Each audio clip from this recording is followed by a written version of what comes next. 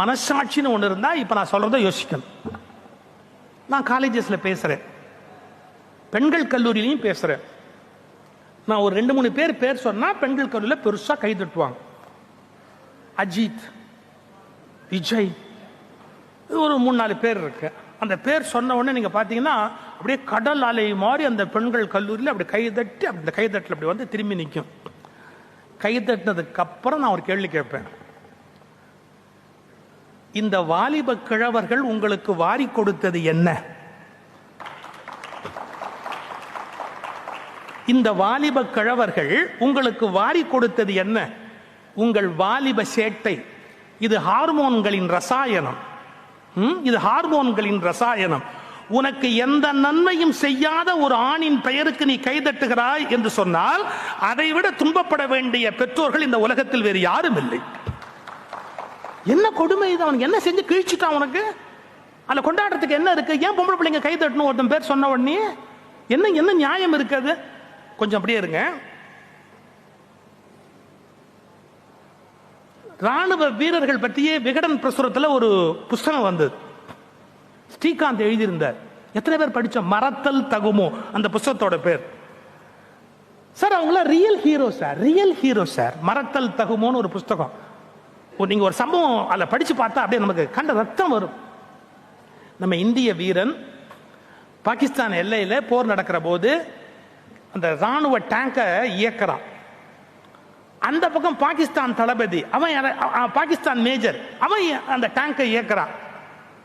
இந்த பையன் செத்து போயிட்டான். எனக்கு 29 வயசு. இந்திய வீரன் செத்து போயிட்டான். இந்த வீரன் அருண் கேத்ரிபால், அவனுடைய பேர் அருண் கேத்ரிபால், அந்த பையனுடைய பேர். இந்த பையன் இறந்து போயிட்டான்.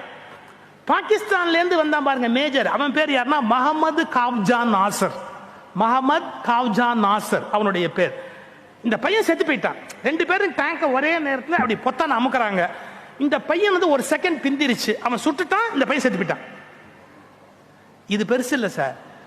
அந்த முகமது காவ்ஜான் நாசர் என்ற பாகிஸ்தான் மேஜர் இந்திய ராணுவத்தோட தொடர்பு கொண்டு அந்த பையனோட அப்பா யாருன்னு எனக்கு தெரியணும்னு கேட்டான். எதுக்காக? நான் ஒரு கடிதம் அனுப்புறேன், அந்த பையனோட அப்பாட்ட சேர்த்துருங்க. அந்த அப்பாக்கு அவன் எழுதுறான், நாங்கள் இருவரும் போர் முனையில் எதிரெதிராக சந்தித்தோம். எங்களை தவிர மற்ற எல்லோரும் மாண்டு போய் விட்டார்கள்.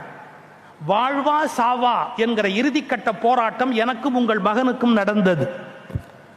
நாங்கள் இருவரும் ஒரே நேரத்தில் பொத்தானை அழுத்தினோம். நாங்கள் இருவரும் ஒரே நேரத்தில் பொத்தானை அழுத்தினோம். இப்பதான் முக்கியம். ஆனால் விதி எனக்கு வெற்று வாழ்க்கையையும் உங்கள் மகனுக்கு வீர மரணத்தையும் கொடுத்தது. ஆனால் விதி எனக்கு வெற்று வாழ்க்கையையும் உங்கள் மகனுக்கு வீர மரணத்தையும் கொடுத்தது. இப்படி ஒரு பிள்ளையை பெற்ற தகப்பனை நான் கையெடுத்து வணங்க விரும்புகிறேன். உனக்கு என்னுடைய வணக்கங்கள். முகமது காவ்ஜான் நாசர், பாகிஸ்தானுடைய ஒரு மேஜர், இந்திய அப்பாவுக்கு லெட்டர் போட. அப்பா பேர் கேத்ரிபால், இவன் பேர் அருண் கேத்ரிபால். இப்ப நான் ஒரு கேள்வி கேட்கிறேன். எத்தனை லேடிஸ் காலேஜில் போய் நான் அருண் கேத்ரிபால் பேர் சொன்னா தெரியும்? இந்த நாட்டுக்கு நிஜமா செத்தான் சார் அவன். எனக்கு வருத்தம் தெரியுமா? ரியல் ஹீரோஸை விட்டுட்டீங்களே, ஆனா போலியான ஹீரோஸை கொண்டாடுறீங்களே. நிஜமான ஹீரோஸை விட்டுட்டமே. நிஜம் அதை பத்தி கவலைப்படலையே. எவ்வளவு கொடுமை இது! கொஞ்சம் யோசிச்சு பாருங்க சார். சிவப்பு ரத்தம் பூசிய நிஜ வீரர்களை மதிக்கவில்லை. சிவப்பு ரத்தம் பூசிய நிஜ ஹீரோக்களை மதிக்கவில்லை. சிவப்பு பவுடர் பூசிய போலி ஹீரோக்களை நாம் கொண்டாடி கொண்டிருக்கிறோமே. எப்படி இந்த நாடு முன்னேற முடியும்? ஒரு எல்லை கிடையாதா? அவங்க பொழுதுபோக்குக்கு தேவை சார். எங்க வீட்டில் கழிவறை இருக்கு, எங்க வீட்டில் பாத்ரூம் இருக்கு, எங்க வீட்டில் சமையலறை இருக்கு. அது மாதிரி இந்த சமூகத்தில் பொழுதுபோக்கை தருவதற்கு நடிகர்கள் சில பேர் இருக்கிறாங்க. அவர்கள் என்ன சர்வஜீவ அறிவாளிகளா?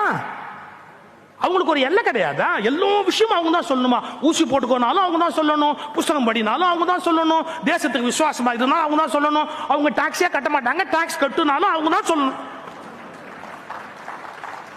ஏன்னா இந்த நாட்டு ஜனங்க வேற யார் சொன்னாலும் கேட்க மாட்டாங்கல்ல.